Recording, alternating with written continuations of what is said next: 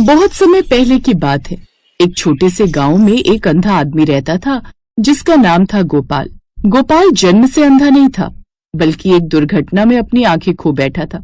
दरअसल उसको घूमने फिरने और नई नई जगह देखने का बड़ा शौक था। लेकिन एक रोज वापस लौटते वक्त तेज बारिश हुई और जिस बस में वो थे वो बस खाई में जाकर गिर गई। उसके परिवार के सभी लोगों की मौत हो गई। अकेला रामू ही बचा, लेकिन उसकी आंखें इस हादसे में चली गई। उसके परिवार में कोई नहीं बचा और वो अकेले ही अपनी जिंदगी बिता रहा था। एक रोज एक बूढ़ा गधा उस गांव में घुस आया और वो किसी काम का नहीं था, इसलिए सब उसे मार कर भगा रहे थे। लेकिन अंधे रामू को जब ये बात पता चली तो उससे ये बर्दाश्त नहीं हुआ। नहीं नहीं, मत मारो उसे, तुझे बड़ी दया आ रही है इस पर। इंसान हो या जानवर, कष्ट तो सभी को होता है। रामू को दिखाई तो नहीं देता था, लेकिन उसने अपने हाथों से उस गधे के चेहरे पर हाथ फेरा तो उसकी आंखों से बहते हुए आंसू महसूस किए, जिससे रामू को दया आ गई और वो उसे अपने साथ घर ले आया। अब मैं और तू साथ साथ रहेंगे। तू मेरा सहारा बनना और मैं अंधा तेरा। ज्यादा कुछ तो नहीं है मेरे पास, लेकिन भीख मांगकर जो कमाऊंगा उससे मैं थोड़ा खा लूंगा, थोड़ा तू खा लेना। ये आदमी कितना नेक दिल है, खुद के पास कुछ ना होते हुए भी मेरा कितना ध्यान रखता है। अब रामू का एकमात्र ही सहारा था, वो था उसका बूढ़ा गधा, जिसे वो प्यार से गोलू कहता था। गोलू कोई खास नहीं लगता था, दुबला पतला सीधा सादा और थका हुआ सा, लेकिन किसी को नहीं पता था कि ये जादुई गधा है। यहाँ तक कि खुद रामू भी ये बात नहीं जानता था। गोपाल हर दिन गांव के मंदिर के बाहर बैठकर भीख मांगता। गांव वाले उसे दया से कुछ न कुछ दे जाते। हे भगवान, तुझसे कुछ नहीं चाहिए, बस इतना कर कि ये पेट भर जाए और मेरा गोलू भी भूखा ना सोए।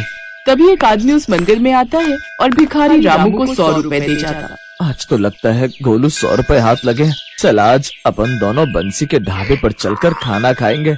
हाँ हाँ, जानता हूँ तू भी बड़ा खुश है। फिर दोनों ढाबे पर जाकर खाना खाते हैं और भरपेट खाना खाते हैं।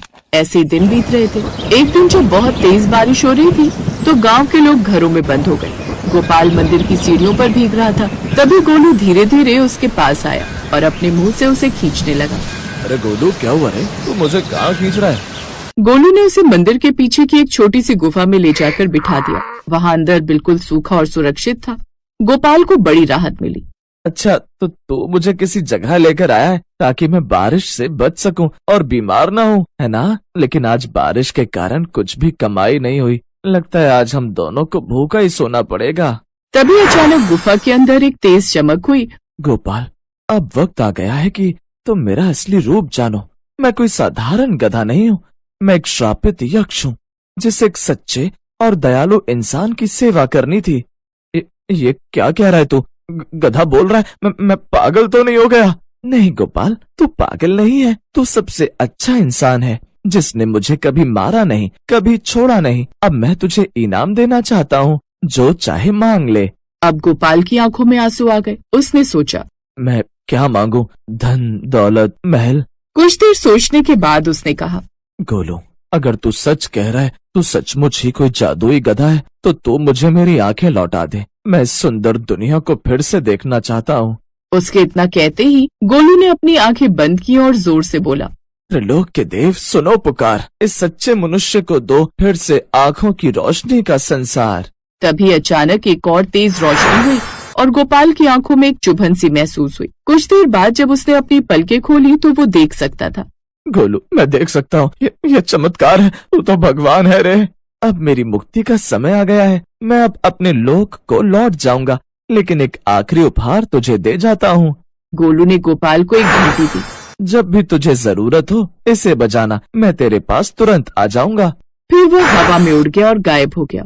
उस दिन से रामू की जिंदगी बदल गई।